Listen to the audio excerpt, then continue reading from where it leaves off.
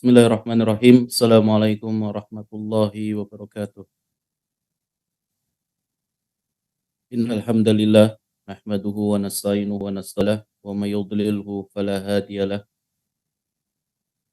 Asyhadu an la ilaha illallah wahdahu la syarikalah wa asyhadu anna Muhammadan abduhu wa rasuluhu la nabiyya wa la rasula ba'da. Ya ayyuhalladzina amanu taqullaha haqqa tuqatih wa la tamutunna illa wa antum muslimun. Amma ba'd. Inna asdaqal hadithi kitabullah وخير الهدى هدى نبينا محمد صلى الله عليه وسلم وشر الأمور محدثاتها فإن كل محدثة بدعة وكل بدعة ضلالة وكل ضلالة في النار أما بعد اللهم إنا نسألك علما نافعا ورزقا طيبا وعملا متقبلا اللهم انفعنا بما علمتنا وعلمنا ما ينفعنا وزدنا علما آمين يا رب العالمين. Para akhwat dan para jemaah yang semoga selalu dirahmati oleh Allah Subhanahu wa taala. Tentu senang sekali kita berjumpa kembali di salah satu majelis ilmu yang semoga selalu dirahmati oleh Allah Subhanahu wa taala. Yang mana kajian yang kita adakan kita mengharapkan ridha Allah Subhanahu wa taala dan juga kita harapkan dengan kajian-kajian ini bisa memperbaiki diri kita, akhlak kita, serta ibadah kita kepada Allah Subhanahu wa taala. Kajian kita pada hari ini berjudul berbakti kepada orang tua. Yang mana di dalam agama kita, di dalam agama Islam, kedudukan orang tua itu sangat dijunjung tinggi. Kalau kita lihat di budaya-budaya lain atau di agama-agama lain, tidak ada agama ataupun budaya yang menjunjung tinggi kedudukan orang tua kecuali agama kita, yaitu agama Islam. Yang mana perkara dan urusan terkait dengan orang tua ini oleh agama kita, oleh agama Islam dijadikan sebagai sebuah syariat dan juga ibadah. Oleh karena itu Allah Subhanahu wa taala di dalam Al-Qur'an banyak sekali menyebutkan tentang keutamaan serta kedudukan dan kewajiban seorang manusia dan hamba terhadap orang tuanya. Kalau kita lihat di dalam Al-Quranul Karim banyak sekali ayat-ayat yang disebutkan oleh Allah Subhanahu wa taala yang itu menjelaskan tentang hukum wajibnya kita berbakti kepada orang tua, dan bahkan ini merupakan perintah dari Allah Subhanahu wa taala. Allah Subhanahu wa taala berfirman sebagaimana dalam surat Al-Isra, "Wa qada rabbuka alla ta'budu illa iyyahu wa bil walidaini ihsana." Dan sesungguhnya Tuhanmu telah memerintahkan kepada kalian agar kalian hanya menyembah kepada Allah Subhanahu wa taala semata. Jadi di sini Allah Subhanahu wa taala dalam ayat ini Allah Subhanahu wa taala memerintahkan kepada seluruh hambanya untuk berbuat tauhid.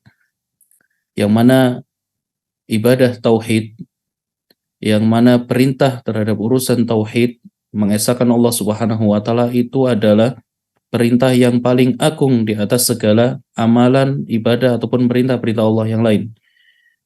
Dalam ayat ini lalu kemudian Allah Subhanahu wa taala menjadikan kedudukan orang tua nomor 2 setelah perintah Allah Subhanahu wa taala terkait dengan tauhid. Wabil walidaini ihsana. Dan juga Allah Subhanahu wa taala memerintahkan kepada kita semua agar berbuat baik kepada kedua orang tua. Oleh karena itu dinyatakan oleh para ulama, ayat ini menunjukkan betapa besar kedudukan orang tua di dalam agama Islam, yang mana Allah Subhanahu wa taala menyebutkan perintah untuk berbaik dan berbakti kepada kedua orang tua setelah perintah agar kita bertauhid kepada Allah Subhanahu wa taala. Dan itu tidak hanya di satu ayat saja, Allah Subhanahu wa taala menyebutkan kedudukan kedua orang tua dan kedudukan serta perintah untuk berbuat baik dan berbakti kepada kedua orang tua setelah beribadah kepadanya, yaitu berbuat tauhid.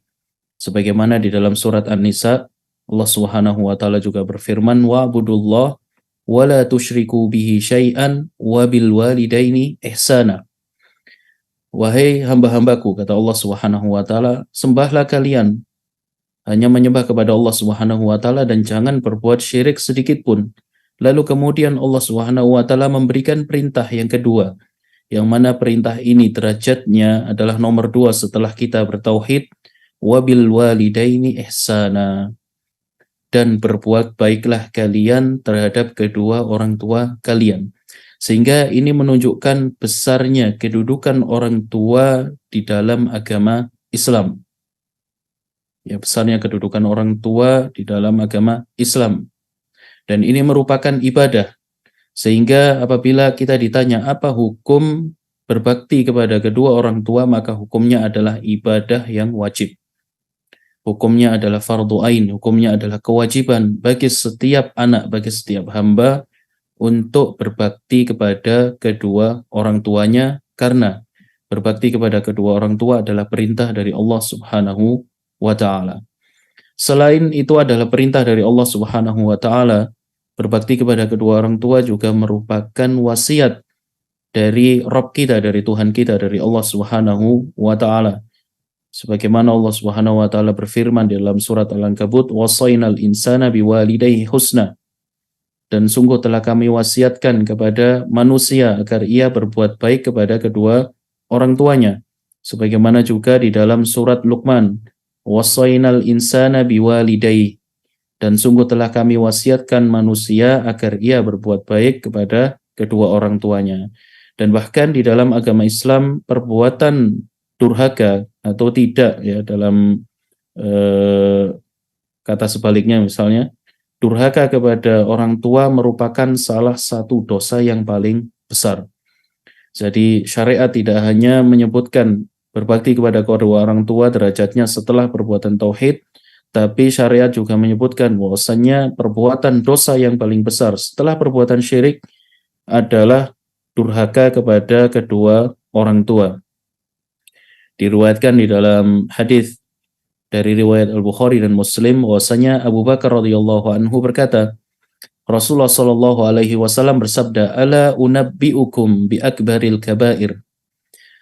Maukah kalian aku beritahu apa itu dosa yang paling besar? Jadi ini menunjukkan dosanya tidak main-main. Lebih besar daripada mungkin dosa riba atau berbuat bohong atau menipu orang lain. Ini adalah dosa yang paling besar. Sampai Rasulullah SAW menyebutkannya 3 kali. Maka para sahabat berkata, "Iya wahai Rasulullah."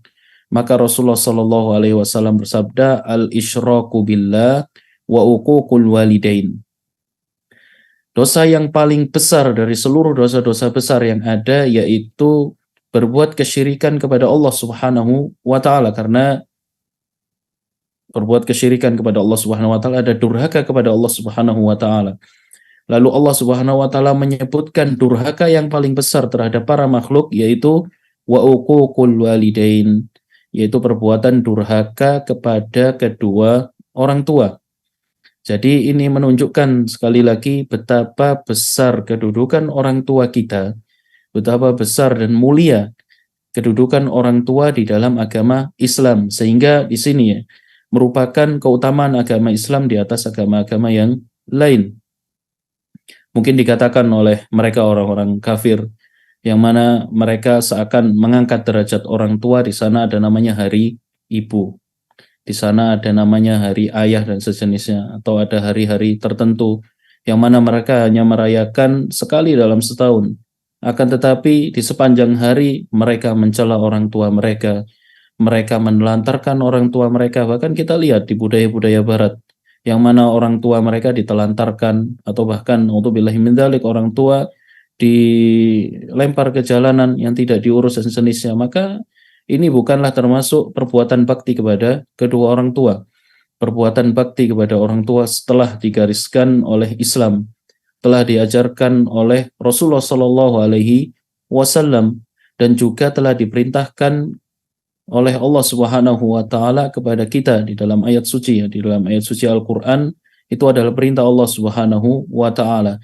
Maka tidak ada agama ataupun ajaran ataupun budaya yang lebih memuliakan orang tua daripada ajaran Islam.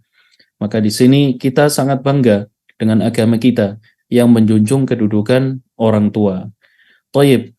Lalu ketika Allah Subhanahu wa taala telah mewajibkan kepada kita untuk berbakti kepada kedua orang tua, yang mana berbakti kepada kedua orang tua merupakan perintah dari Allah Subhanahu wa taala. Tentu di dalamnya ada banyak sekali pahala. Tentu di dalamnya ada banyak sekali fadilah yang disebutkan oleh Allah Subhanahu wa taala dan juga Rasulnya. Fadilah-fadilah berbakti kepada kedua orang tua. Yang pertama, bahwasannya berbakti kepada kedua orang tua adalah salah satu ibadah yang paling dicintai oleh Allah Subhanahu wa taala. Sebagaimana tadi di dalam ayat, bahwasannya ibadah yang paling diperintahkan oleh Allah Subhanahu wa taala ada bertauhid, lalu kemudian derajat kedua adalah birrul walidain, berbakti kepada kedua orang tua. Maka di sini juga sama, ibadah tersebut sangat dicintai oleh Allah Subhanahu wa taala. Diriwayatkan dari Abdullah bin Mas'ud bahwasanya ia pernah bertanya kepada Rasulullah sallallahu alaihi wasallam, "Ayyul amali ahabbu ilallah?" Wahai Rasulullah, amalan apa yang paling dicintai oleh Allah Subhanahu wa taala? Qal as-salatu fi waqtiha. Rasulullah sallallahu alaihi wasallam menjawab, yaitu salat sesuai dengan waktunya, salat tepat waktu, yang mana ini merupakan hak Allah Subhanahu wa taala. Kemudian Abdullah bin Mas'ud pun bertanya lagi, kemudian apa wahai Rasulullah, derajat yang kedua? Maka Rasulullah sallallahu alaihi wasallam menjawab, birrul walidain, yaitu berbakti kepada kedua orang tua. Nah, ini berada di derajat kedua setelah sholat tepat waktu, yang merupakan sholat tepat waktu adalah haknya Allah Subhanahu wa ta'ala. Qultu thumma ay, lalu kemudian apa wahai Rasulullah? Beliau pun berkata, al jihadu fi sabilillah, yaitu menegakkan jihad fi sabilillah. Kita lihat, perbuatan jihad atau amalan jihad adalah perbuatan yang sangat agung, ibadah yang sangat agung, bahkan bisa dibilang tonggak penegaknya Islam. Akan tetapi oleh Rasulullah Shallallahu Alaihi Wasallam ini dijadikan derajat yang ketiga. Ini menunjukkan bahwasanya birrul walidain atau berbakti kepada orang tua adalah ibadah yang sangat agung dan dicintai oleh Allah Subhanahu wa taala. Dan salah satu fadilah dari berbakti kepada kedua orang tua adalah menjadi sebab masuknya surga. Tujuan kita hidup di dunia ini adalah untuk meraih surga Allah Subhanahu wa taala dan jauh dari neraka Allah Subhanahu wa taala. Maka banyak sekali jalan-jalan yang disebutkan oleh Allah Subhanahu wa taala dan Rasulnya untuk meraih surga. Dan salah satu jalan terbaik serta jalan pintas yang membuat kita untuk cepat sampai dan mudah sampai ke surga Allah Subhanahu wa taala adalah lewat orang tua. Sebagaimana diriwayatkan oleh Abu Hurairah radhiyallahu anhu, bahwasanya ia mendengar Rasulullah sallallahu alaihi wasallam bersabda, "Rahima anfu tsumma rahima anfu tsumma rahima anfu." Sungguh celaka. Rasulullah sallallahu alaihi wasallam berkata sebanyak 3 kali. Qila man ya Rasulullah? Para sahabat bertanya, siapa wahai Rasulullah? Maka beliau menjawab, man adraka walidai indal kibari ahadahuma au kilaihima thumma lam yadkhulil jannah. Yaitu seseorang yang ia mendapati orang tuanya, baik itu keduanya ataupun salah satunya, yang mana mereka telah usia senja, telah usia lanjut, akan tetapi kedua orang tuanya tersebut tidak bisa menjadi sebab ia masuk surga. Karena apa? Karena anak ini tidak berbakti kepada kedua orang tuanya. Di riwayat lain, bahwasanya Rasulullah Shallallahu Alaihi Wasallam suatu ketika didatangi oleh seseorang yang mana ia ingin pergi berjihad di medan perang. Suatu ibadah yang sangat agung, bahkan bisa dibilang jihad di medan perang adalah ibadah jalan pintas untuk menuju surga. Akan tetapi Rasulullah Shallallahu Alaihi Wasallam pun bertanya kepadanya, alaka walidan, apakah engkau masih memiliki kedua orang tua? Maka apa kata dia? Qultu na'am, iya wahai Rasulullah. Faqal ilzamha fa innal jannata tahta arjulihima. Tetaplah temani kedua orang tuamu. Tetaplah engkau bersama kedua orang tuamu dan berbaktilah kepada keduanya. Karena sesungguhnya surga yang mungkin engkau cari di jalan jihad itu juga ada di bawah kaki kedua orang tuamu.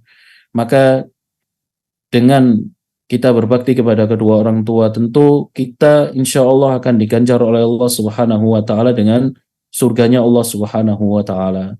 Salah satu fadilah juga dari berbakti kepada kedua orang tua yaitu sebab dipanjangkannya umur dan juga rizki yang melimpah. Yang menjadi sebab dipanjangkannya umur dan rizki juga yang melimpah. Sebagaimana riwayat Nabi Muhammad SAW, la yaruddul qada illa du'a wa la yazidu fil umuri illa albir. Tidak ada yang bisa menolak takdir kecuali doa, yaitu ketika seseorang dia ditakdirkan oleh Allah Subhanahu wa taala untuk mendapatkan musibah, lalu ia berdoa kepada Allah Subhanahu wa taala agar dijauhkan dengan musibah, maka Allah pun akan menjauhkannya dari musibah tersebut karena ia terus berdoa kepada Allah. Dan juga la yazidu fil umuri illal bir. Tidak bisa menambah umur kecuali dengan perbuatan berbakti kepada kedua orang tua. Yang mana perbuatan berbakti kepada kedua orang tua ini bisa menambah umur kita, bisa memperpanjang umur kita, yang mana mungkin sebelumnya Allah Subhanahu wa taala mentakdirkan kita berumur 50 tahun. Lalu kita menjadi anak yang berbakti, maka Allah pun mentakdirkan pula kita mendapatkan umur tambahan. Ya, jadi ini merupakan fadilah yang sangat besar.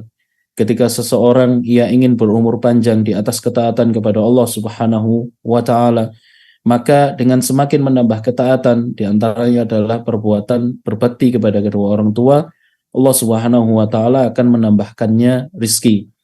Selain itu Allah Subhanahu wa taala akan melapangkan rizkinya. Sebagaimana di dalam riwayat Anas, Rasulullah Shallallahu alaihi wasallam, sebagaimana dalam riwayat Anas, yang diriwayatkan, man sarrahu ayyumaddalahu umuruhu wa yuzada fi rizkihi falyaburra biwalidai wal yasil rahimahu. Barang siapa yang ingin agar diperpanjang umurnya dan juga dilapangkan rizkinya, maka hendaklah dia memperbanyak atau berbakti kepada kedua orang tua dan menyambung silaturahim. Jadi kita ingin mendapatkan keberkahan di dalam harta kita, di dalam usaha kita, maka salah satu jalannya ya adalah dengan berbakti kepada kedua orang tua. Di antara fadilah juga yang disebutkan oleh Allah Subhanahu wa taala bahwasanya berbakti kepada kedua orang tua adalah sebab diterimanya amal ibadah dan juga diampuni dosa. Sebagaimana diriwayatkan dari Abdullah ibnu Umar bahwasanya suatu ketika ada seseorang datang kepada Nabi Muhammad SAW. Lalu ia berkata kepada Nabi Muhammad SAW, wahai Rasulullah, aku sungguh telah berbuat dosa yang sangat besar. Maka bagaimana cara aku bertaubat? Bisakah aku bertaubat wahai Rasulullah SAW? Dosa yang sangat besar yang ia pun merasa dia akan binasa karena dosa tersebut. Maka Rasulullah SAW pun bertanya, hal laka min apakah engkau masih memiliki ibu? Maka ia berkata, la, tidak wahai Rasulullah. Fahal laka min khalah, apakah engkau masih memiliki bibi? Maka ia berkata, iya wahai Rasulullah. Qal fabirroha, maka berbaktilah kepadanya, yaitu kepada bibimu. Yang mana sebelumnya ia diminta yang pertama kali adalah berbakti kepada kedua orang tua, berbakti kepada ibunya. Tentu ini maksudnya adalah bahwasanya seseorang ketika dia berbuat dosa, ketika ia bermaksiat kepada Allah Subhanahu wa taala, kemudian ia bertaubat dengan taubat nasuha, yang mana ia berjanji tidak akan melakukannya lagi. Ia menyesal atas perbuatannya. Apabila dosanya tersebut berkaitan dengan hak manusia, maka ia tunaikan. Lalu ia mengikuti, ya, ia menghapus dosanya tersebut dengan perbuatan baik. Sehingga bisa dibilang perbuatan baik yang paling agung untuk bisa menghapuskan dosa ini adalah dengan apa? Dengan berbakti kepada orang tua kita, dengan berbakti kepada ibu kita, yang mana hal tersebut merupakan salah satu sebab dihapuskannya dosa kita oleh Allah Subhanahu wa taala dan diganti dengan perbuatan baik, sehingga di amal pahala kita nanti kelak tidak hanya dosa kita yang sudah terhapuskan, tapi kita juga diberikan pahala yang melimpah oleh Allah Subhanahu wa taala. Fadilah selanjutnya dari berbakti kepada kedua orang tua adalah mendapatkan ridho Allah di dunia dan di akhirat. Karena Rasulullah sallallahu alaihi wasallam bersabda, ridho Rabbi fi ridhol walidain wa sukhtuhu fi sukhtihima. Keridhaan Allah atau keridhaan Rabb itu ada di atas keridhaan orang tua. Jadi kalau Allah Subhanahu wa taala, kalau orang tua kita sudah ridho dengan perbuatan kita, sudah ridho kepada kita, maka insya Allah Allah juga ikut ridho kepada kita. Dan apabila orang tua kita murka terhadap kita, maka Allah pun akan ikut murka. Sehingga di sini, wahai kaum muslimat dan para ummahat dan akhwat yang semoga selalu dirahmati oleh Allah Subhanahu wa taala, kita harus senantiasa berusaha untuk mencari ridho dari orang tua kita. Terkadang di dalam hidup kita memiliki pilihan. Ya, terkadang di dalam hidup kita memiliki keputusan yang mana keputusan tersebut menurut kita adalah baik. Akan tetapi orang tua kita tidak setuju. Orang tua kita tidak ridho. Maka di sini apabila keputusan tersebut masih kaitannya bukan terkait dengan maksiat misalnya, ya, maka kita harus mengikuti keridhaan orang tua kita. Karena insya Allah keridhaan yang diridhoi oleh orang tua itu adalah keridhaan Allah Subhanahu wa taala. Contohnya misalnya mungkin dalam kasus mencari jodoh, atau dalam kasus mencari jodoh misalnya. Ketika seseorang laki-laki, kepada para akhwat misalnya yang belum menikah, datang ke rumah kita, lalu kemudian orang laki-laki ini misalnya dia adalah orang yang alim, orang yang baik akhlaknya dan juga agamanya. Kemudian setelah ditimbang-timbang oleh orang tua kita suka, ya, terutama apalagi datang laki-laki yang soleh untuk melamar Anda, akan tetapi mungkin Anda memiliki pandangan lain. Anda menganggap bahwasanya, mohon maaf, mungkin sang akhwat ini menganggap sang ikhwan ini kurang ganteng gitu misalnya, atau dia tidak menarik dan sejenisnya, sehingga ia tidak ridho dengan keputusan orang tuanya. Maka di sini, wahai para akhwat, yang merupakan nasihat dari Rasulullah Shallallahu Alaihi Wasallam, carilah keridhaan di dalam hidup Anda. Kita berusaha untuk mencari keridhaan Allah dengan keridhaan orang tua. Segala keputusan yang ada di dalam hidup kita, kalau bisa kita minta pertimbangan dari kedua orang tua. Ya, minta pertimbangan kepada kedua orang tua. Misalnya mau melanjutkan studi belajar atau ingin safar kemana, ya, kita izin kepada kedua orang tua. Kita sedang menghadapi sesuatu yang sulit misalnya, maka kita musyawarah dengan orang tua. Ya, musyawarah dengan orang tua. Maka insya Allah orang tua yang mana mereka dengan senang hati dan juga dengan kasih sayang ingin memberikan yang terbaik bagi anaknya, apabila mereka ridho kepada anaknya, maka insya Allah itu juga merupakan keridhaan Allah Subhanahu wa taala terhadap kita. Thayyib, di antara fadilah yang disebutkan oleh Rasulullah SAW juga terkait dengan fadilah berbakti kepada kedua orang tua, yaitu bahwasanya berbakti kepada kedua orang tua merupakan sebab dikabulkannya doa dan mendapatkan pertolongan dari Allah Subhanahu wa taala, terutama di saat kita dalam masa-masa sulit. Ya. Maka salah satu jalan keluar yang bisa menolong kita di saat masa-masa sulit adalah amalan kita tatkala kita berbakti kepada kedua orang tua.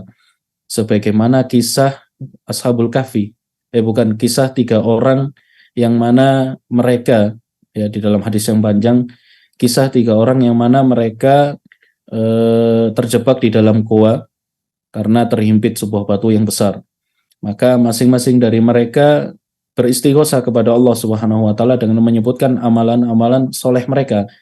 Nah, salah satu amalan soleh yang saat itu di dalam kisah ini yang bisa menolong, ya, yang bisa menolong mereka, yang mana menjadi sebab pertolongan Allah Subhanahu wa taala hingga mereka pun bisa keluar, yaitu salah satu dari mereka menyebutkan bahwasanya dia setiap hari selalu menyediakan susu untuk orang tuanya.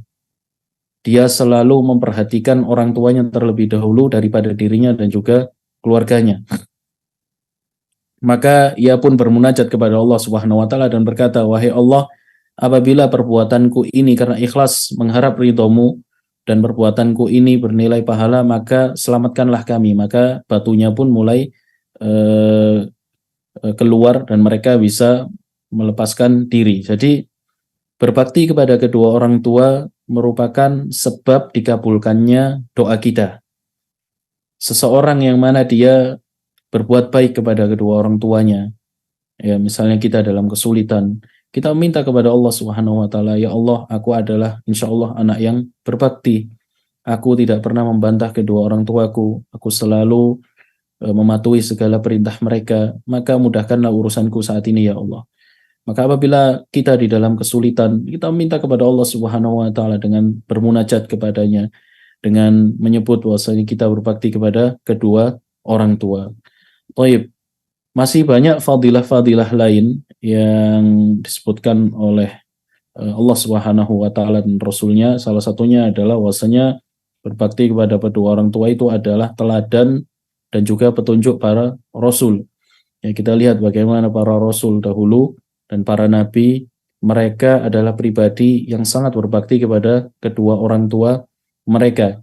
Kita ambil ibrah mungkin dari kisah Nabi Ismail, yang mana tatkala Allah Subhanahu wa taala memerintahkan kepada bapaknya yaitu Nabi Ibrahim untuk menyembelih anaknya.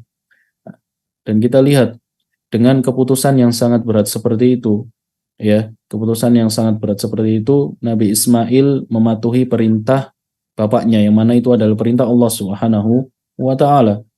Ya abatif alma tu'mar satajiduni insyaallahu minas sabirin.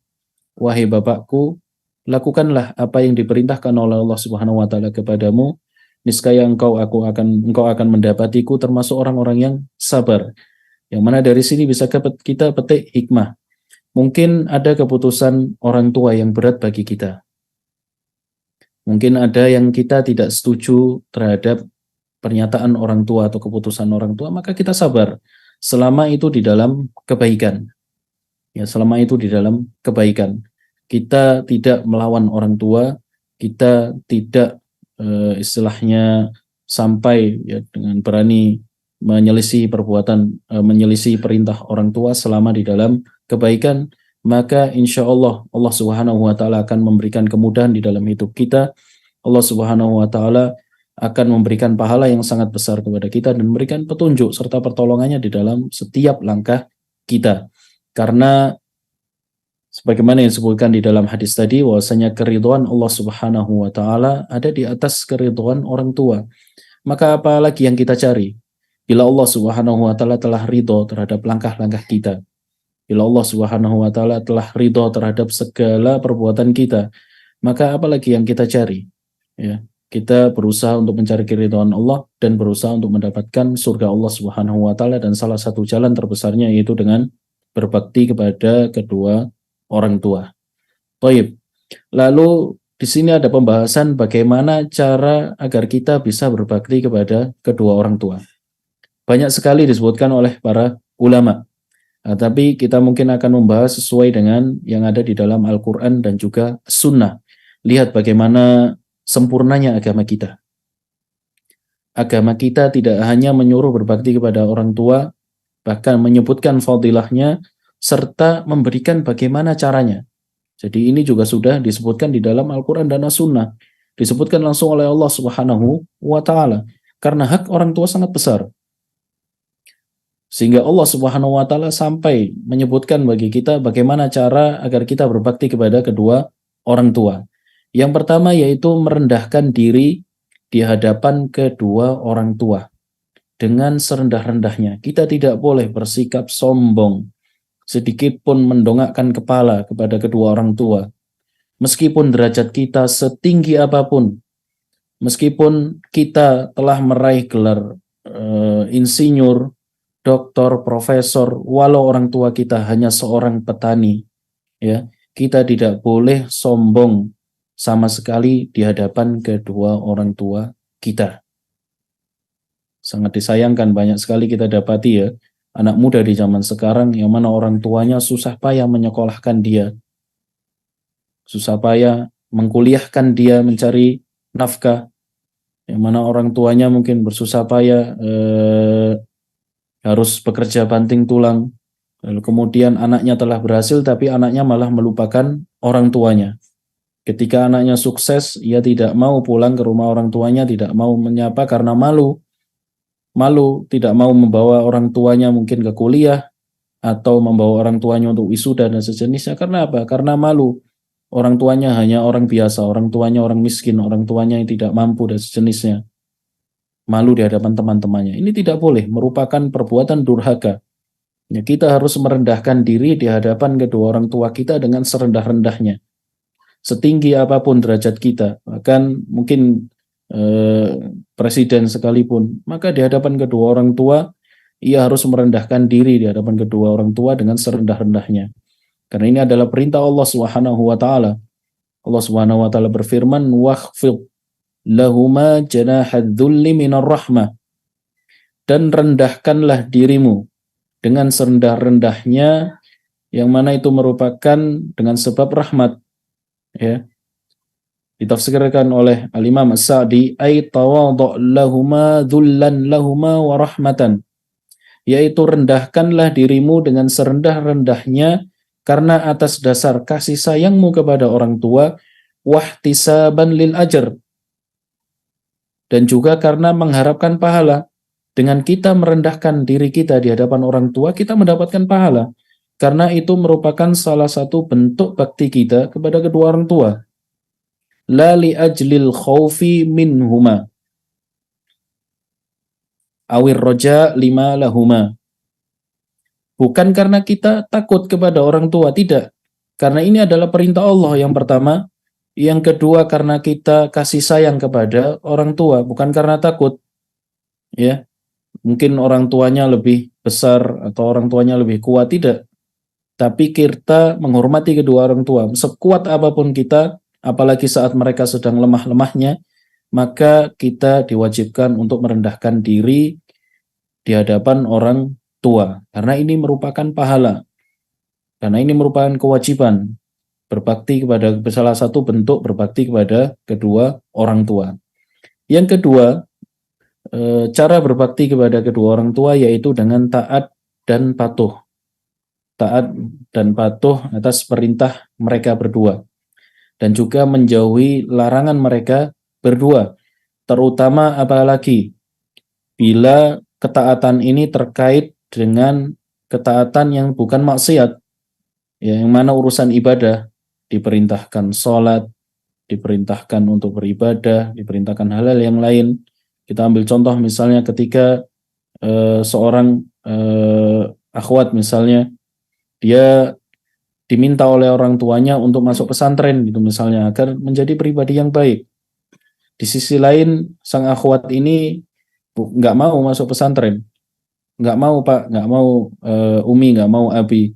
Saya nggak mau masuk pesantren. Mungkin saya inginnya jadi apa misalnya desainer dan sejenisnya. Saya ingin kuliah sekolah di desainer atau sekolah di mana gitu misalnya, ya. Maka selama perintah itu adalah ketaatan, kita harus taat dan patuh kepada kedua orang tua. Hal yang sama tatkala kedua orang tua melarang sesuatu yang mana larangan itu terkait dengan maksiat, maka kita harus patuh. Ya, taat dan patuh. Nah, kecuali apabila orang tua menyuruh kita untuk berbuat maksiat, maka kita tidak boleh patuh.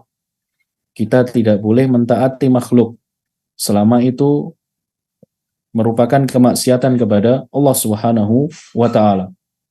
Allah Subhanahu wa taala berfirman, "Wa in jahadaka ala an tusyrika bi ma laysa laka bihi ilmun fala tuti'huma." Apabila kedua orang tuamu memerintahkan agar engkau berbuat kesyirikan, agar engkau berbuat mungkin bawahnya lagi adalah kemaksiatan yang mana engkau tidak memiliki ilmu terhadap itu, fala tuti'huma, kata Allah Subhanahu wa taala, maka jangan ditaati. Orang tua misalnya menyuruh anaknya untuk, ya, mohon maaf, membeli rokok gitu misalnya, maka anak tidak wajib mentaati perintah orang tua ini, dan anak harus menolak dengan cara yang halus. Ya, anak menolak cara yang halus, atau diperintah untuk, ya, mencuri dan sejenisnya, maka anak tidak boleh untuk mentaati perbuatan kemaksiatan seperti ini. Rasulullah Shallallahu Alaihi Wasallam bersabda, la ta'ata li makhlukin fi maksiatil khaliq. Tidak boleh kita mentaati makhluk apabila dalam hal kemaksiatan, kemaksiatan kepada Allah Subhanahu wa taala, ya. Jadi kita mentaati perintah-perintah yang diperintahkan oleh orang tua selama itu adalah kebaikan, yang mana di sana ada maslahatnya, yang mana di sana ada kebaikannya bagi sang anak dan juga tidak ada madharat. Sang anak tidak ada madharat ketika mentaati perintah kedua orang tua. Dan juga di sana, ya, kita terkait dengan mentaati perintah orang tua apabila dalam perkara-perkara yang mubah, yang mana mungkin tidak ada maslahat atau tidak ada madharatnya, maka disunahkan kita untuk mentaati kedua orang tua. Cuma di sini ada catatan yang perlu diperhatikan bagi ummahat atau akhwat yang sudah menikah. Akhwat dan mungkin ibu-ibu yang sudah menikah. Terkadang mungkin ada saja prahara dalam rumah tangga. Biasanya mungkin menantu yang tidak cocok dengan mertua, ya mungkin suami tidak cocok dengan orang tua, atau bahkan beberapa kasus mungkin orang tua meminta sang anak untuk bercerai dengan suaminya. Lalu bagaimana kita menghadapi masalah ini? Perlu dicatat bahwasanya taat kepada suami itu lebih utama daripada kedua orang tua.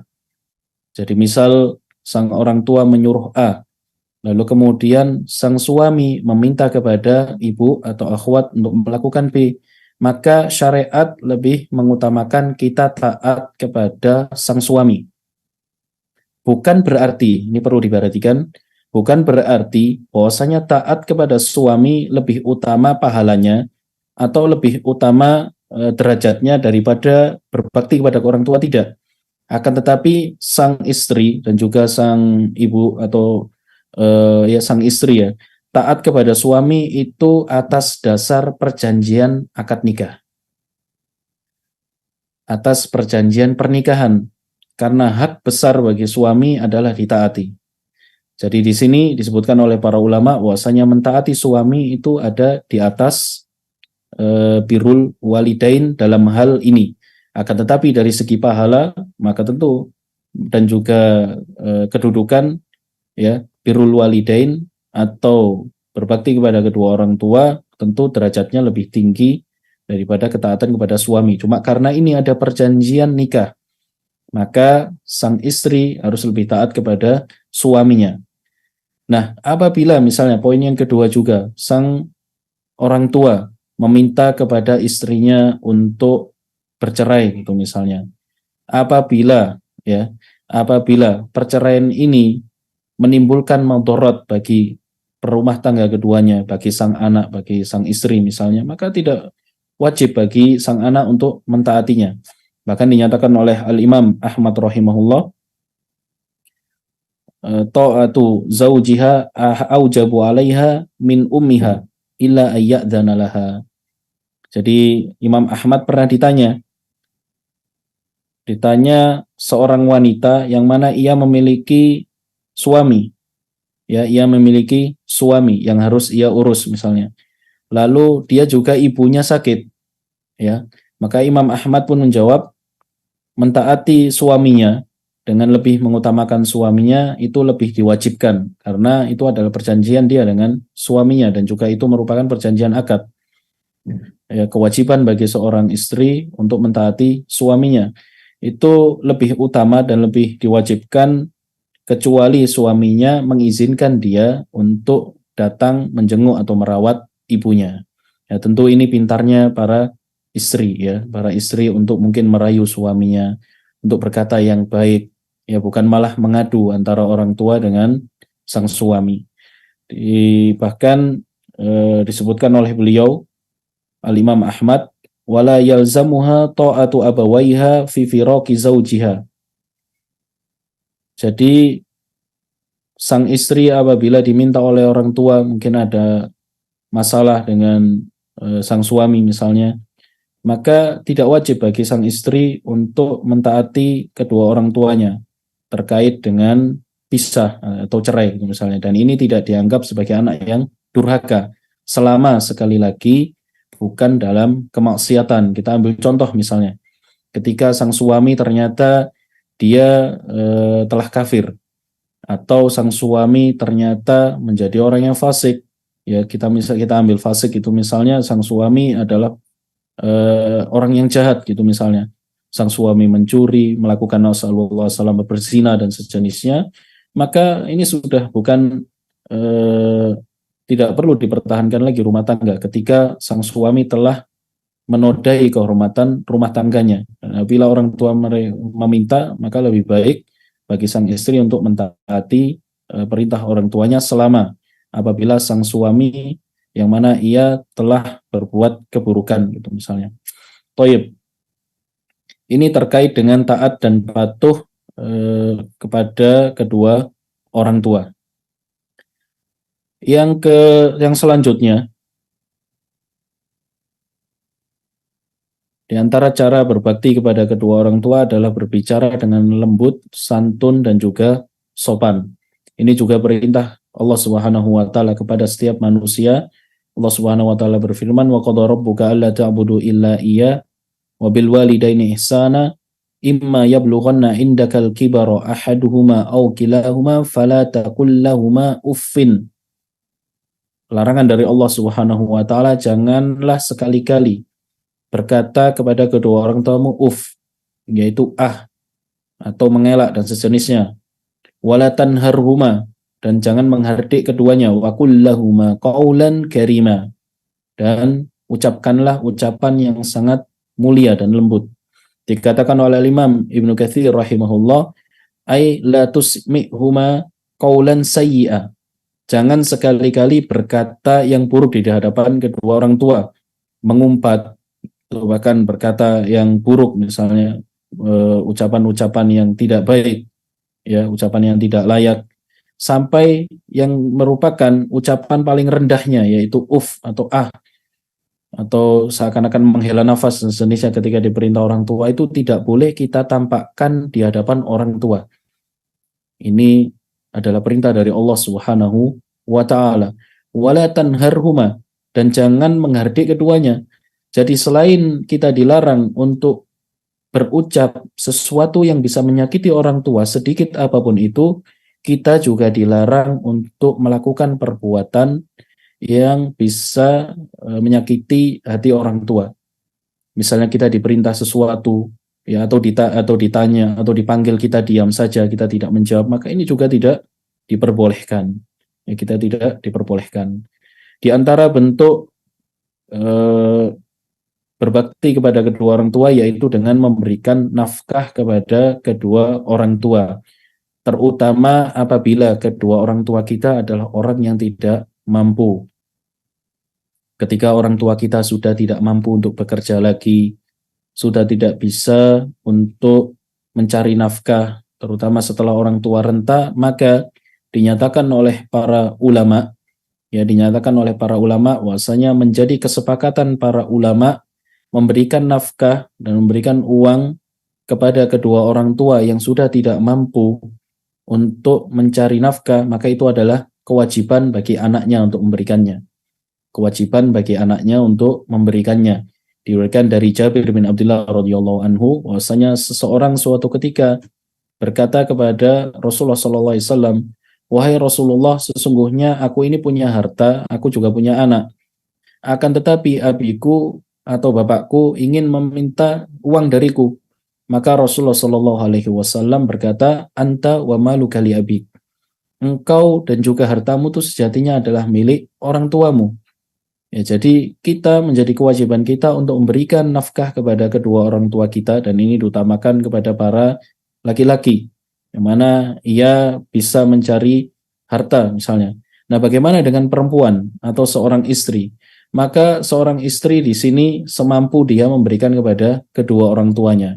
Apalagi terkadang seorang istri yang memiliki penghasilan tersendiri, ya, memiliki penghasilan tersendiri, atau dia diberikan jatah khusus oleh suaminya. Kita ambil contoh misalnya jatah rumah tangga atau jatah untuk belanja misalnya 2 atau 3 juta. Lalu untuk kebutuhan istrinya sendiri, ia diberikan oleh suaminya mungkin 1 juta atau 2 juta. Maka ini harta milik istri. Apabila ia mendapati orang tuanya tidak mampu, maka dianjurkan kepada wanita tersebut atau istri tersebut untuk berinfak kepada orang tuanya. Ya. Dan ini sesuai dengan kebutuhan sang orang tua, bukan berarti untuk memperkaya diri dan sejenisnya. Baik. Yang selanjutnya di antara bentuk bakti anak kepada orang tua adalah dengan menjaga kehormatan dan juga nama baik orang tua. Kita wajib untuk menjaga kehormatan dan juga nama baik orang tua kita. Kita tidak boleh entah itu melakukan sesuatu yang bisa mencoreng kehormatan orang tua kita. Ya, di antaranya adalah sebagaimana yang dicontohkan oleh Nabi Muhammad SAW, minal kabairi syatmur rajuli walidai. Di antara dosa besar, bahkan beliau menyebutkan ini adalah dosa besar, yaitu apabila seseorang dia mencela orang tuanya. Maka para sahabat heran, kok bisa ada orang yang mencela orang tuanya sendiri? Maka dikatakan oleh Rasulullah SAW, "Na'am, yasubbu abar rajuli fayasubbu abahu wa yasubbu ummahu." Ketika orang ini mencela bapaknya orang lain. Jadi dia nggak mencela bapaknya sendiri, tapi mencela bapaknya orang lain, menghina bapaknya orang lain. Yang hingga akhirnya orang itu pun mencela bapaknya sendiri, ya mencela bapaknya kita misalnya. Nah, ini merupakan salah satu bentuk kita melakukan perbuatan yang menyebabkan kehormatan orang tua kita, kehormatan nama baik dari orang tua kita menjadi tercela. Sehingga kita tidak boleh melakukan hal-hal yang bisa mencoreng nama baik orang tua kita. Bahkan syariat mewajibkan kepada kita untuk terus membawa nama keluarga kita, ya, membawa nama keluarga kita. Nah, ini mungkin sedikit catatan bagi para ibu-ibu, ya, catatan bagi para ibu-ibu. Biasanya di kota itu kan ada budaya kayak gini, dan bahkan ini mengikuti budaya barat. Ketika seorang ibu misalnya namanya Wati gitu misalnya, Wati. Lalu kemudian dia menikah dengan namanya Pak Rudi, misalnya. Dengan namanya Pak Rudi. Nah, ketika sudah menikah, biasanya di adatnya orang-orang kota mungkin atau bertetangga itu, ibu ini sudah tidak dipanggil lagi dengan Bu Wati, tapi dipanggil dengan nama suaminya, Bu Rudi. Nah, ini tidak boleh. Ya, tidak boleh. Panggillah dengan namanya dia, panggillah dengan nama marganya dia. Atau bahkan di budaya barat misalnya, ya, di budaya barat itu kalau nggak salah seorang wanita apabila dia sudah menikah dengan laki-laki, maka nama marganya berubah. Misalnya nama aslinya adalah Wati binti Mahfud gitu misalnya, menikah dengan Pak Rudi Salim misalnya, maka bisa berubah Wati Salim gitu misalnya. Ini termasuk tidak boleh. Kita harus menisbatkan diri kita kepada nama keluarga kita masing-masing. Tidak boleh kita melepas nama keluarga kita atau nama orang tua kita. Karena ini merupakan dosa besar dan perbuatan yang dilarang oleh Rasulullah SAW. Diriwayatkan dari Abu Dzar radhiyallahu anhu, bahwasanya Rasulullah SAW bersabda, termasuk laisa min rajulin idda li ghairi abih wa huwa ya'lamuhu illa kafar. Merupakan perbuatan kekufuran tatkala seseorang dia memberikan nama atau sebutan kepada dirinya sendiri selain dengan sebutan bapaknya. Ya, jadi ini merupakan perbuatan yang dilarang dalam agama. Maka di sini ya dianjurkan kepada ibu-ibu, panggillah di sekitar tetangga atau sejenisnya. Ini merupakan kesalahan yang banyak beredar di antara wanita. Panggillah dengan namanya. Misalnya namanya Wati, ya panggil dengan Bu Wati. Misalnya namanya Khadijah, panggil dengan Bu Khadijah, bukan dipanggil dengan nama suaminya. Ya, bukan dipanggil dengan nama suaminya. Karena kita tidak boleh pertama merubah nama seseorang, yang kedua menisbatkan seseorang tersebut bukan kepada orang tuanya. Ya, tidak boleh kita menisbatkan seseorang bukan kepada kedua orang tuanya, bahkan ini merupakan perbuatan dosa besar dan bahkan bisa dilaknat Allah Subhanahu wa taala. Apalagi apabila seseorang tersebut dengan sengaja ingin merubah nama keluarganya karena dianggap nama keluarganya mungkin bukan keluarga yang terpandang itu misalnya. nama bapakku adalah nama yang miskin, bukan orang siapa-siapa. Ketika dia menisbatkan diri kepada orang lain gitu misalnya, atau bapak angkatnya atau yang lain misalnya, itu lebih mulia, maka ini tidak boleh. Ya, kita tetap menisbatkan diri kita kepada orang tua kita. Baik. Di antara bentuk bakti kepada orang tua yaitu mempererat silaturahim dengan orang tua.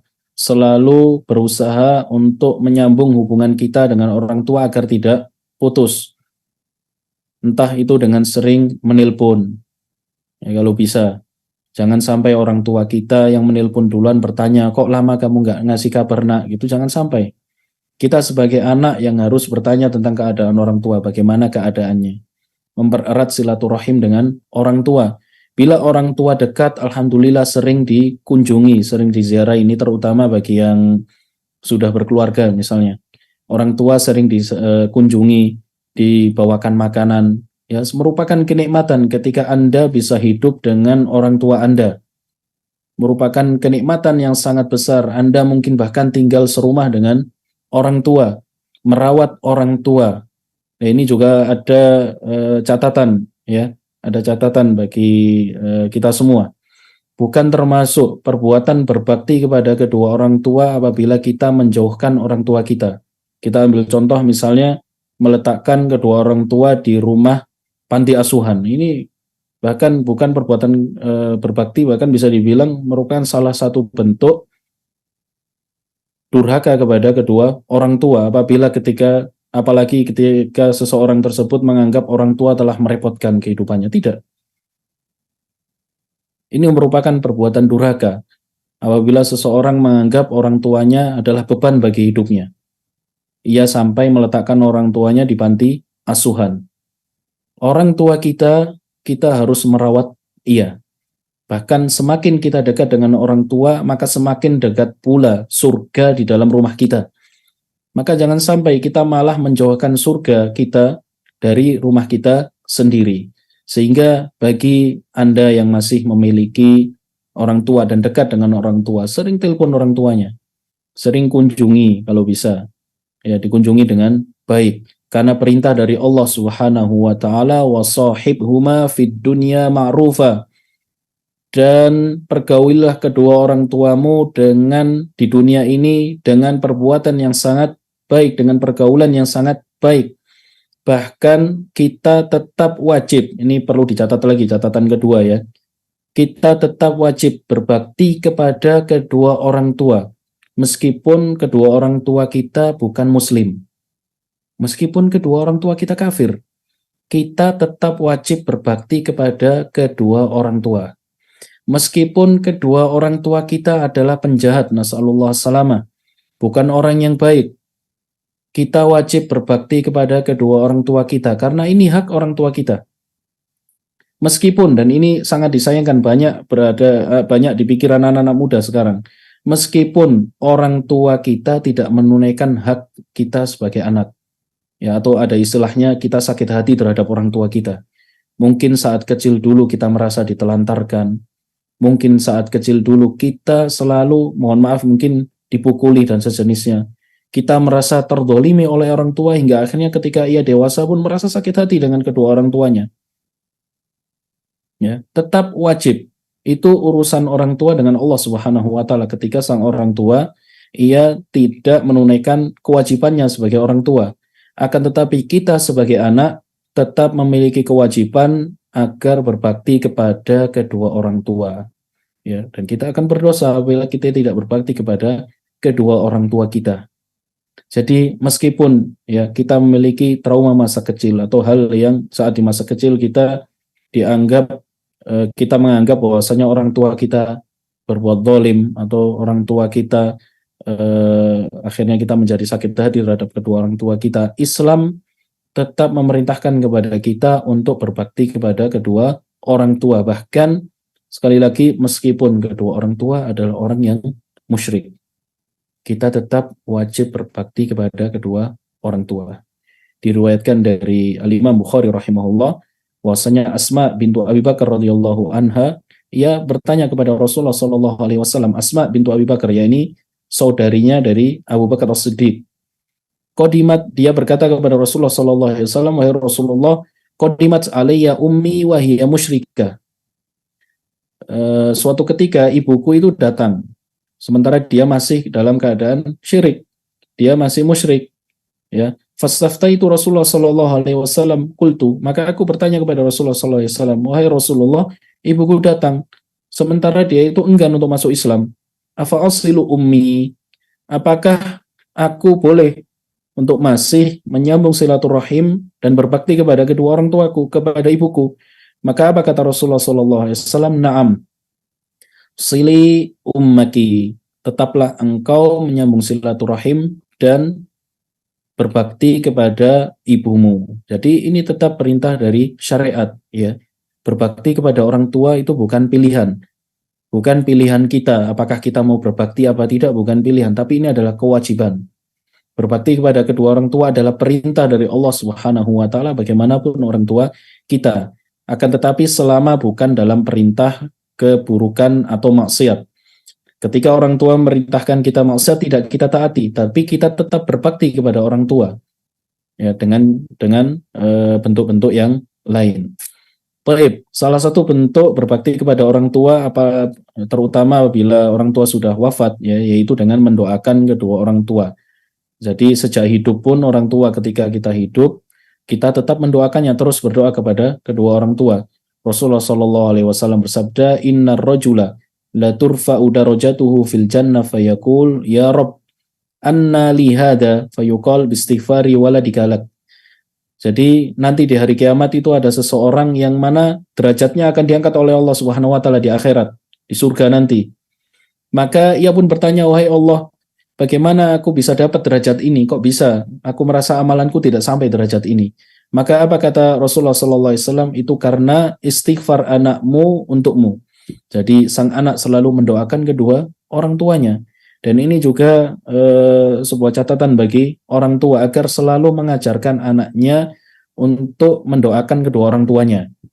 Ya, jadi ajarkan anak-anak kita doa-doa yang mana doa itu ia baca untuk kedua orang tuanya. Di antaranya adalah Robbi firli wali walidayya warhamhuma kama rabbayani shaghira. Ya, doa-doa tersebut patut kita ajarkan kepada anak-anak kita dan juga kita praktekkan. Ketika kita berada di sujud atau sebelum salam, kita doakan orang tua kita. Kita tidak hanya mendoakan orang tua kita ketika ia wafat, tidak, tapi mendoakan kedua orang tua kita meskipun orang tua kita masih hidup. Terus kita doakan, yang mana itu juga merupakan amalan yang tidak akan putus sampai hari kiamat kelak. Di antara bentuk juga berbakti kepada orang tua adalah silaturahim kepada kerabat dan teman orang tua. Jadi salah satu bentuknya adalah kita tetap menyambung silaturahim kepada bibi, paman, ataupun teman-teman dari orang tua kita, ya. Lalu diantaranya juga adalah menunaikan hutang kedua orang tua kita, dan ini merupakan hal yang sangat dianjurkan. Jangan sampai orang tua kita wafat tapi masih ada tanggungan hutang yang membuat orang tua kita nas'alullah salama bisa mendapatkan azab Allah Subhanahu wa taala. Maka kita sebagai sang anak merupakan bakti kepada kedua orang kita adalah menunaikan hutangnya, termasuk diantaranya adalah bersedekah untuk orang tua, ya, bersedekah untuk orang tua. Misalnya kita menyedekahkan Al-Quran, yang Al-Quran ini atas nama orang tua kita, atau membangun masjid. Lalu ini dan poin yang penting, yaitu ibu lebih utama. Jadi antara bapak dan juga ibu, maka Rasulullah Shallallahu Alaihi Wasallam telah memberikan anjuran kepada kita agar lebih mengutamakan sang ibu, karena sang ibu lebih berat perjuangannya saat ia mengandung sang anak. Sebagaimana diriwayatkan Abu Hurairah radhiyallahu anhu, ia suatu ketika seorang datang kepada Rasulullah Shallallahu Alaihi Wasallam, wahai Rasulullah, siapakah manusia yang paling berhak untuk aku berbuat baik kepadanya? Maka Rasulullah SAW berkata, ibumu. Beliau sampai berkata 3 kali, baru yang keempat beliau berkata, bapakmu. Jadi ini merupakan salah satu anjuran dari Rasulullah SAW kepada kita agar lebih mengutamakan ibu, ya. Meskipun keduanya wajib kita tunaikan berbakti kepada keduanya. Akan tetapi apabila kita diberikan pilihan yang berat gitu, misalnya antara ibu atau bapak, maka utamakan sang ibu terlebih dahulu. Di antara bentuk bakti kita kepada orang tua adalah menjadi anak yang soleh, menjadi anak yang soleh, yang mana pahalanya akan mengalir bagi kedua orang tuanya. Dan yang terakhir, mohon maaf ini saya percepat karena mungkin waktunya sudah cukup lama. Yang terakhir adalah menyenangkan hati orang tua. Senantiasa berusaha untuk membahagiakan orang tua kita. Jangan sekali-kali, ya ini ya sekali lagi dari awal ayat tadi sampai akhir yang kita sebutkan, jangan sekali-kali kita menyakiti hati orang tua kita. Kita berusaha untuk terus memberikan kabar gembira kepada kedua orang tua kita, terutama apabila orang tua kita terutama apabila orang tua kita telah tua renta. Ya. Orang tua kita tidak bisa kita beri kabar yang buruk. Apabila mendengar sesuatu yang buruk sedikit saja mungkin kepikiran dan sakit-sakitan, maka jangan sampai Anda mengkabari sesuatu yang tidak baik di hadapan kedua orang tua kita. Dan ini juga catatan kepada ibu-ibu dan juga kehidupan yang sudah berumah tangga. Tidak semua hal-hal dalam rumah tangga Anda diceritakan kepada orang tua kita, tidak. Ceritakan kepada kedua orang tua kita yang baik-baik dan yang bagus-bagus, kabar gembira. Jadi dalam rumah tangga itu ada rahasia antara Anda dengan suami. Nah ini menjaga rahasia rumah tangga itu adalah kewajiban sang istri dan juga sang suami. Maka di sini hal-hal yang bagus-bagus ceritakan kepada ibu kita. Alhamdulillah Bu, sang suami tadi naik jabatan gitu misalnya. Alhamdulillah sang suami telah mendapatkan misalnya rizki, saya telah mendapatkan rizki misalnya, ya. Misalnya alhamdulillah suamiku tadi belanja ini dan ini. Kabarkan yang baik-baik sehingga menimbulkan cinta antara sang mertua dengan sang suami Anda. Tapi seakan sangat disayangkan, banyak istri malah menjadi pemicu retaknya rumah tangganya sendiri. Memicu retaknya rumah tangganya sendiri ketika ia mulai ikut mencela suaminya di hadapan orang tuanya. Hingga akhirnya orang tuanya pun mulai membenci suaminya. Ini tidak boleh kayak gini. Sang istri harus menjaga rahasia rumah tangganya sendiri. Bahkan di atas orang tuanya, ia tidak boleh menceritakannya. Ya. Ia tidak boleh menceritakannya dan orang tua juga tidak boleh ikut campur urusan rumah tangga anaknya. Maka sang istri, bagi ibu-ibu ya, bagi akhwat, jagalah rahasia rumah tangga Anda, jagalah keutuhan rumah tangga Anda, dan juga jagalah perasaan orang tua Anda. Anda tahu orang tua Anda mungkin tidak bisa menyelesaikan masalah, maka ceritakan yang baik-baik saja. Maka ceritakan yang bahagia, agar orang tua Anda tidak kepikiran.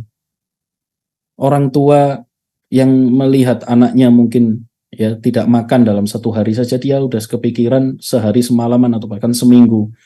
Maka apalagi apabila Anda kabarkan terhadap sesuatu yang buruk misalnya, maka di sini patut bagi sang wanita agar menjaga lisannya, agar tidak mudah untuk bercerita ke sana kemari, terutama terkait dengan rumah tangganya sendiri. Ceritakan yang baik-baik di hadapan orang tua kita.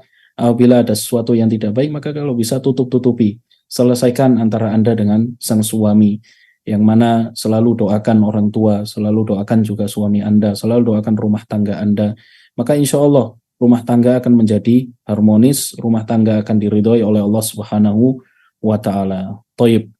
Mungkin ini kajian yang bisa saya sampaikan, yang insya Allah pada mungkin beberapa kajian lagi kita akan membahas terkait dengan uququl walidain, durhaka kepada kedua orang tua misalnya. Jadi durhaka kepada kedua orang tua itu bentuknya bagaimana, pengertiannya apa, dosanya seperti apa, insya Allah akan kita bahas dalam hal ini. Ada beberapa pertanyaan yang masuk tapi mungkin tidak bisa jawab semua. Pertanyaan yang pertama, Bismillah, mau bertanya seperti apa batasan bakti seorang anak kepada ortu yang berbeda pemahaman Apakah tidak boleh sering komunikasi, tidak boleh ketemu kecuali untuk mendakwai? Karena pengalaman saya melakukan itu hanya membuat ortu semakin tidak menyukai. Kita ada petunjuk dari Rasulullah Shallallahu Alaihi Wasallam yang tadi sudah saya bacakan, ya. Tadi sudah saya bacakan terkait dengan Asma bintu Abi Bakar. Suatu ketika datang kepada Rasulullah Shallallahu Alaihi Wasallam, kita tetap wajib berbakti kepada kedua orang tua, dan bentuk-bentuknya sudah saya sebutkan tadi, berkata yang lembut, dan juga salah satu bentuk bakti kita kepadanya. Di sini dilihat di hadis ini, bahwasanya diriwayatkan dalam Sahih Bukhari, Asma binti Abi Bakar, pemahaman atau apa? Ini musyrik, sudah bukan muslim, apalagi orang tua muslim, subhanallah. Ya, yang mana orang tuanya Asma bintu Abi Bakar boleh untuk terus berbakti dan silaturahim kepada kedua orang tuaku. Apa kata Rasulullah SAW? Naam, sili ummati, tetap berbakti kepada kedua orang tuamu. Jadi meskipun orang tua kita, ya, kita anggap orang tua kita berbeda dengan kita misalnya, entah itu berbeda dari segi pemahaman atau berbeda, apalagi masih sama muslim, ya, maka wajib bagi kita untuk tetap berbakti kepada kedua orang tua.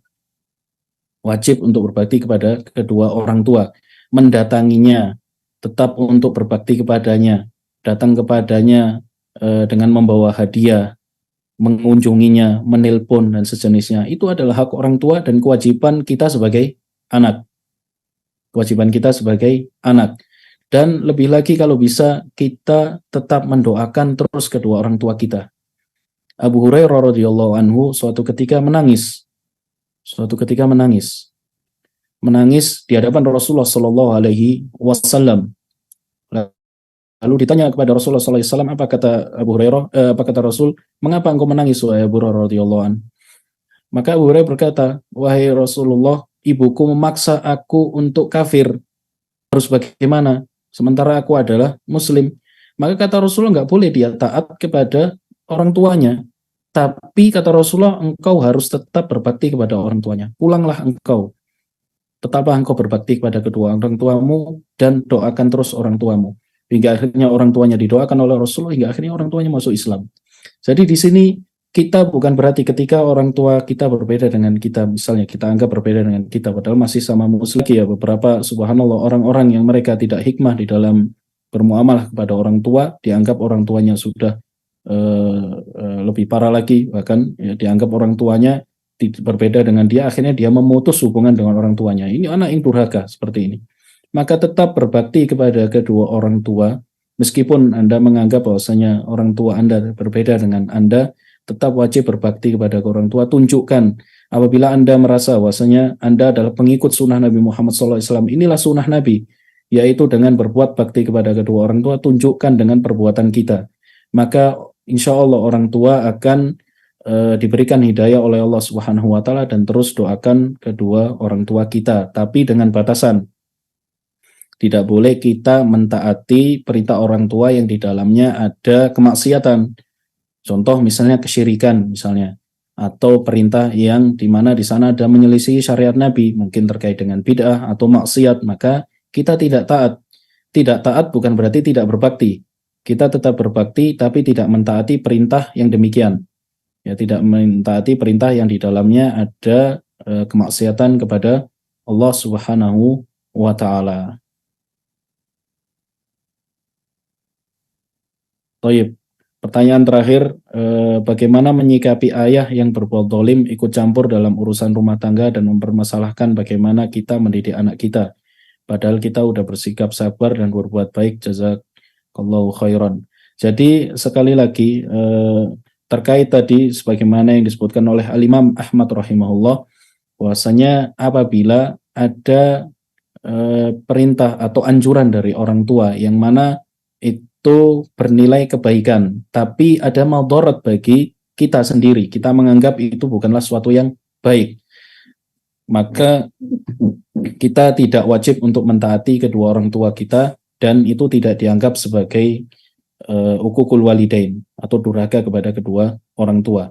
Suatu yang dianggap durhaka kepada orang tua apabila suatu kebaikan yang mana dinilai secara syariat tapi kita juga masih tetap tidak mau melakukannya, dan itu juga tidak menilai madharat gitu misalnya, maka kita tidak boleh, ya, tidak boleh menyelisih perbuatan, tidak boleh menyelisih dari anjuran dari orang tua. Akan tetapi sekali lagi urusan rumah tangga, ya, urusan rumah tangga sejatinya hukum asalnya sang orang tua tidak boleh untuk ikut campur di dalam rumah tangga, apalagi sang anak Anda sendiri yang mana mungkin di sana ada suami, ya, dan ini adalah suami Anda itu adalah orang tua dari anak Anda sendiri, maka sang orang tua tidak boleh ikut campur.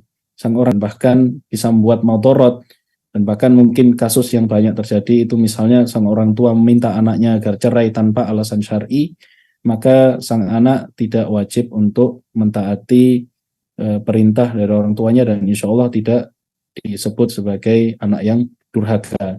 Tentu dengan cara-cara yang baik.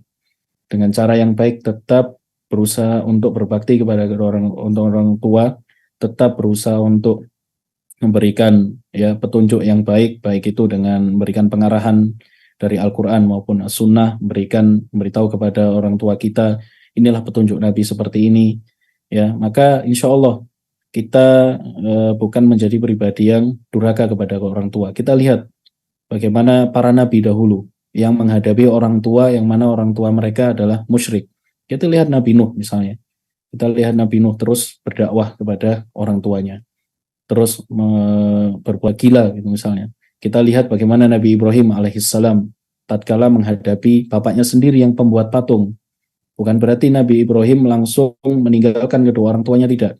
Dan tapi Nabi Ibrahim terus mengajak kedua orang tuanya untuk kebaikan, mengajak kepada tauhid, berdakwah kepada orang tuanya dengan cara yang baik, dengan cara yang lembut. Sehingga di sini, ya, ketika kita berhadapan dengan orang tua yang mungkin tidak sependapat dengan kita harus berusaha untuk meyakinkan kedua orang tua dengan cara yang lembut, selama pendapat kita insya Allah tidak menyelisihi syariat. Ya, selama pendapat kita tidak menyelisih syariat, maka insya Allah apabila pendapat Anda berbeda dengan pendapat orang tua, maka insya Allah tidak dianggap sebagai perbuatan durhaka kepada kedua orang tua. Thaib. Sampai di sini kajian kita, semoga sedikit ini bermanfaat. Kita tutup. Wassallallahu ala Muhammad subhanakallahumma bihamdika asyhadu an la ilaha illa anta astaghfiruka wa atubu ilaik. Wassalamualaikum warahmatullahi wabarakatuh.